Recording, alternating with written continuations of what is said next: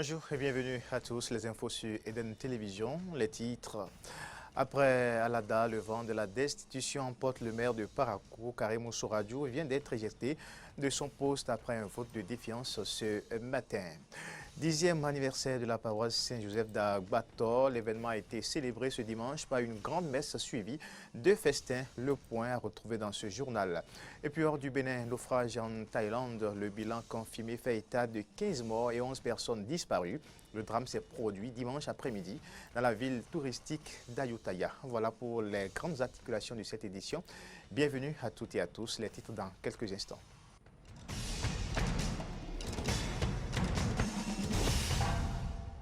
C'est parti donc pour les détails des titres de cette édition. Karim Oussouradio n'est plus maire de Parakou.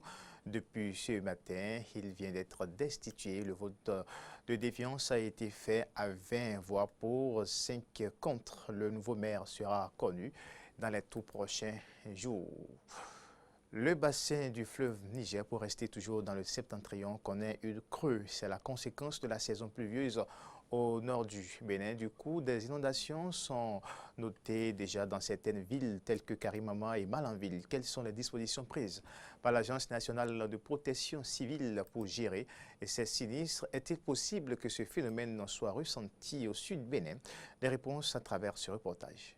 Des signes d'inondation sont de plus en plus visibles dans plusieurs communes du Bénin après les dernières pluies. La situation est déjà préoccupante dans le nord, précisément dans les communes de Malanville et de Karimama, avec la crue du fleuve Niger. Le niveau d'eau observé dans le bassin a atteint le seuil d'alerte rouge selon les données publiées par le système d'alerte précoce. Nous étions sur les lieux pour faire l'état des lieux.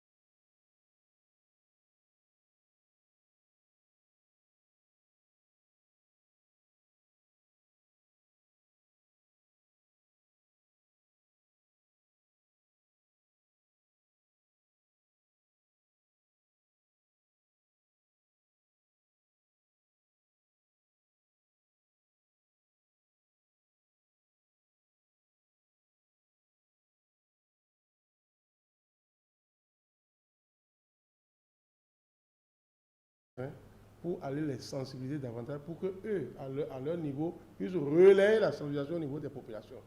Dans ces communes à haut risque, des sites d'accueil devront être également identifiés en collaboration avec les autorités préfectorales et communales pour accueillir les populations en cas de graves inondations. Beaucoup de maires n'ont pas pu identifier de sites d'accueil, si bien que aujourd'hui nous sommes toujours en train de jouer. C'est les écoles, c'est les églises, les centres de choses, les maisons du peuple, qui nous servent de sites d'accueil, alors que ça ne devait pas être le cas. Il doit y avoir des sites d'accueil fiabilisés, sécurisés. Lorsque vous voyez des cultures emportées, c'est le risque de famine. Vous voyez?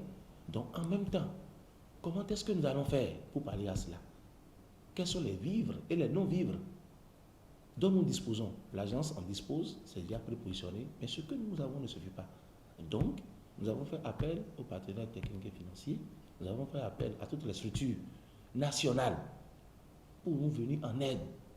En dehors du bassin du Niger, la situation n'est pas également stable sur les bassins du sud, à savoir l'Ouémé et le Mono. Des débordements pourront être observés à tout moment.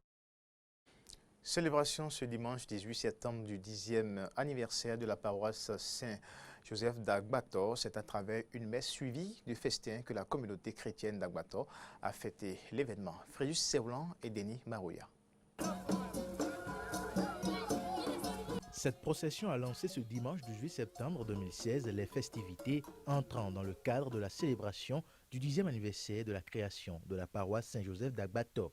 Elle a été suivie par une cérémonie eucharistique présidée par le révérend père Philippe Quinton, délégué par l'archevêque de Cotonou pour délivrer son message. Que Dieu vous donne la grâce de persévérer et de grandir davantage en sagesse,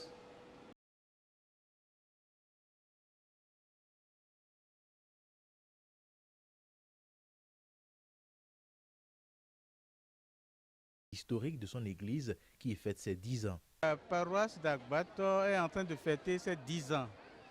10 ans d'érection en paroisse. Parce que elle a été érigée en septembre 2006. L'érection, ça veut dire que c'est une lettre officielle que l'évêque accorde pour dire que telle portion locale d'une église est devenue paroisse. Et il envoie des prêtres pour présider. Sinon, les prêtres venaient d'ailleurs avant. Et maintenant, donc, à partir de l'érection, il y aura des prêtres résidents. Donc, je ne suis pas le premier curé. Donc, voilà. Donc, le tout premier, c'est Apollinaire Tomerou, il s'appelle. Et donc, en 2006, c'est lui qui est arrivé avec un autre prêtre pour prendre siège d'ici à Agbator. Sinon, Agbator était rattaché à Sacré-Cœur depuis 1913. Donc, normalement, ça fait plus d'un siècle pratiquement que cette portion d'église existait, mais érigée en paroisse seulement il y a 10 ans. Didier Rompepin, vicaire sortant de la paroisse d'Agbator, a lui fait ses vœux à cette église qu'il quitte à son 10e anniversaire. Vœux de progrès pour cette paroisse, que les fidèles de la communauté d'Agbator restent toujours soudés à leur pasteur. Pour les fidèles de la paroisse d'Agbator, l'émotion est grande. 10 ans, c'est pas 2 ans, c'est pas 3 ans, c'est vraiment une immense fête pour nous. Je suis très contente parce que depuis qu'on a créé l'église là, c'était pas comme ça, mais avec le temps, je pense que les choses ont changé. On va beaucoup remercier le Seigneur. Vraiment, c'est très encourageant quoi. Je ne peux pas exprimer tout puisque ça me fait beaucoup de joie pour les 10 ans qu'on fait. Après cette messe à laquelle plusieurs représentants d'autres confessions religieuses ainsi que des autorités politiques ont assisté, un festin leur a été offert ainsi qu'aux fidèles. On fait maintenant une immersion dans le quotidien des hommes qui exercent le métier de tresseur et coiffeur, mais une précision tout de même importante, ces messieurs ne coiffent que les dames aux dames des préjugés, regard d'autrui et de la pesanteur sociologique. C'est un reportage de Mouriagua. Luther, la trentaine consommée, est l'un de ces jeunes béninois de sexe masculin qui sont de plus en plus nombreux à exercer le métier de coiffeur pour dames. Passionné par cette profession, il a abandonné ses études primaires pour s'y consacrer, une aventure qui n'était pas sans difficulté. Quand j'ai commencé, ça n'a pas été du tout facile, du tout, parce que j'étais le seul homme parmi les femmes. Là où j'ai fait la coiffure d'âme, au début, la patronne même ne voulait pas me prendre. Parce que pour elle, si je viens là, je vais enceinter ses filles, ou si je viens là, je vais commencer par chercher ses clientes. Ben, je me sens un peu gêné, mais j'ai dit bon, je vais faire avec. Les clientes viennent pour les coiffer, c'est un problème. Parce que toi, un homme, sur la tête d'une femme, vous-même vous imaginez. Donc, ça n'a pas été du tout facile. Mais avec le temps, je suis habitué et puis ça allait. Luther n'est pas le seul homme à Cotonou à prendre soin des cheveux de ces dames et elles en sont particulièrement satisfaites. Ouais, c'est depuis son apprentissage que je l'ai connu. Il me fait cheveux chez sa grande sœur. Donc, j'ai aimé pour lui plus que pour la grande sœur. Il fait bien quoi. dans la main. Quand tu sors, tout le monde apprécie. J'aime que les hommes me font ça parce que ils le font très bien. Les autres femmes, elles ne font pas bien la coupe. Oh, moi, j'aime la coupe. Quand je viens ici, je sors satisfait, je souris. Il me fait ça correctement et les gens apprécient. En raison de leur particularisme, Luther et ses collègues sont victimes de médisances, voire de calomnies, ce qui n'a pas pour effet de les décourager. Quand tu es dans le domaine, on te traite de pédé, on te traite de tout. Donc c'est là, on se sent un peu gêné. Mais actuellement, moi, ça ne me gêne pas. Parce que j'ai une femme et puis j'ai un enfant. Donc, partout où je vais, j'ai plus honte. On a été dans 7 ans.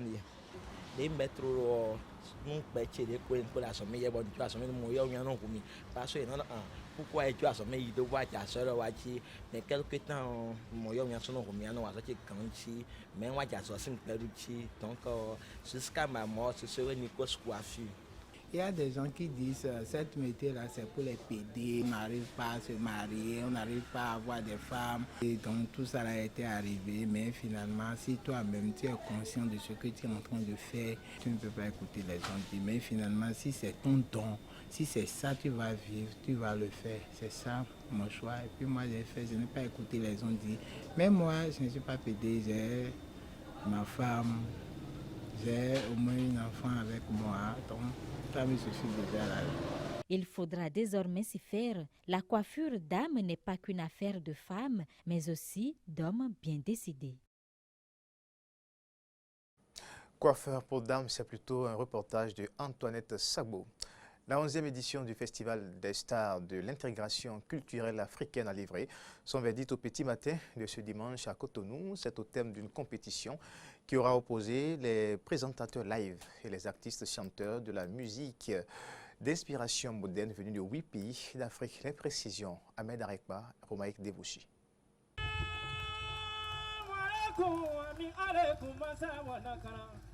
Après 2 tentatives infructueuses, dont la première remonte à 2006, l'artiste de la musique béninoise Kalamonaï a réussi cette année le parfait doublé. Déjà lauréat des Bénin Golden Awards de cette année, le piment de la musique béninoise, comme d'aucuns l'appellent, a également remporté le plus grand prix de cette 11e édition du festival Sika, s'imposant devant 7 autres artistes dans la catégorie musique moderne d'inspiration traditionnelle.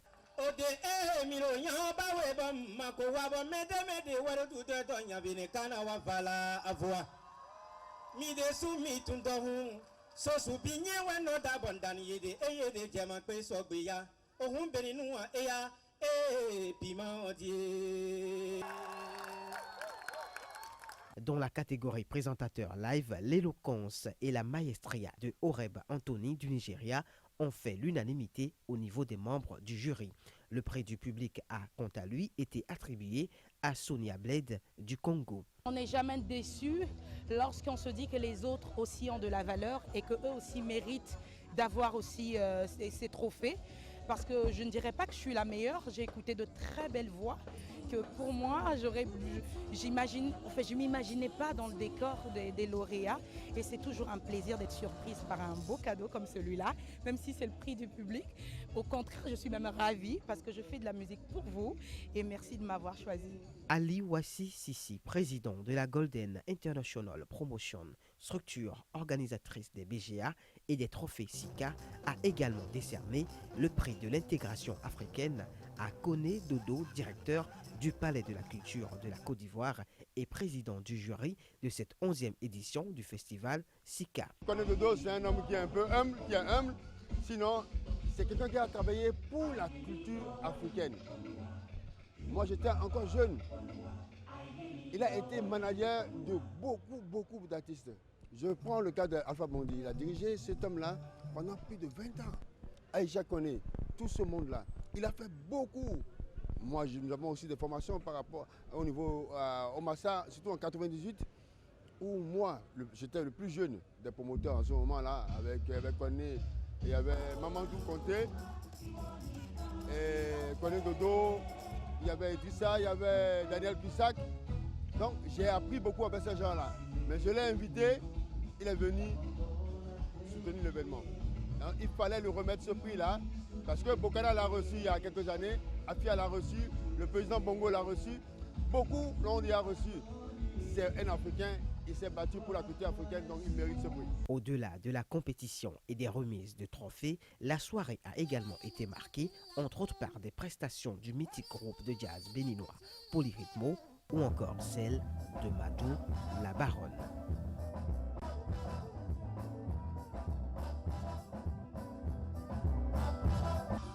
Je veux ça.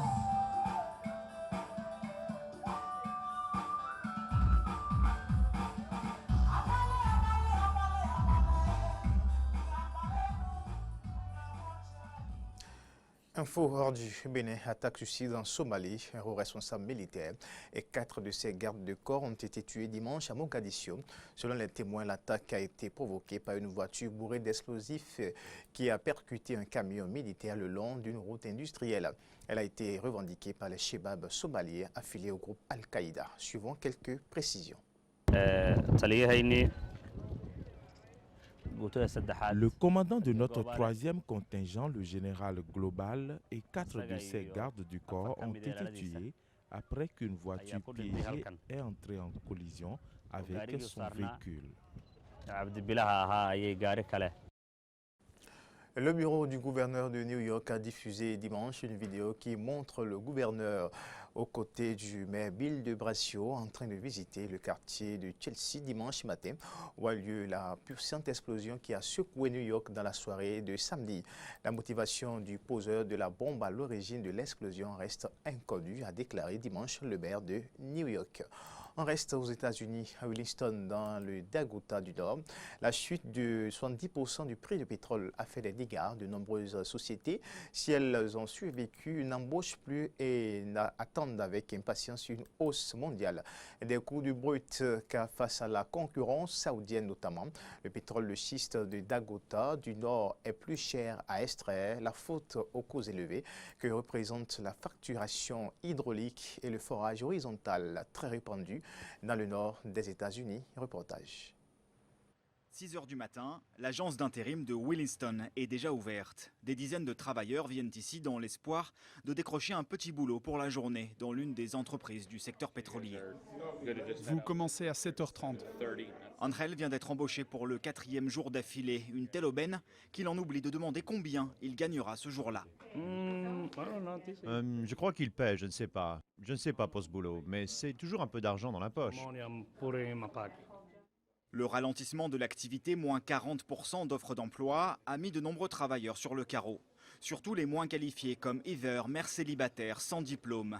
Elle a quitté son Arkansas natal pour ce qu'elle croyait être un Eldorado, mais elle n'a pas travaillé une seule journée depuis un mois.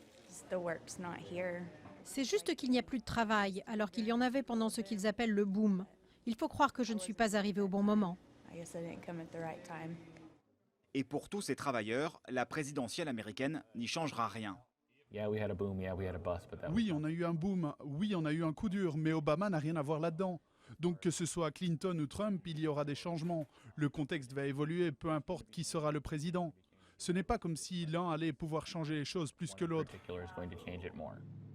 Une hausse mondiale du prix du pétrole, voilà surtout ce qu'attendent les professionnels du pétrole de schiste. Pionnier de la fracturation hydraulique dans la région, Fracturator, au volant de son pick-up, nous emmène sur l'une des 200 plateformes de la région. Schwarzenegger était Terminator, puis Governator, quand il est devenu gouverneur. Alors moi, vu que j'étais bon dans la fracturation, je suis devenu Fracturator. Pour lui, un seul objectif, que le baril passe de 40 à 60 $, pour que la majorité des puits locaux, plus chers à faire fonctionner, redeviennent rentables. Pour l'instant, les entreprises manquent de confiance. Elles ne savent pas s'il faut investir, si les prix vont se stabiliser. Mais dès que le marché international sera plus équilibré, la confiance reviendra. Même si on est encore loin de l'été 2014 où le baril valait plus de 100 $, les professionnels du Dakota du Nord sont optimistes et tablent sur un renouveau d'ici l'été prochain. Violence à Jérusalem-Est, un Palestinien a poignardé 2 policiers israéliens dans une attaque au couteau. Les victimes sont une policière de 20 ans et un policier de 45 ans de source médicale.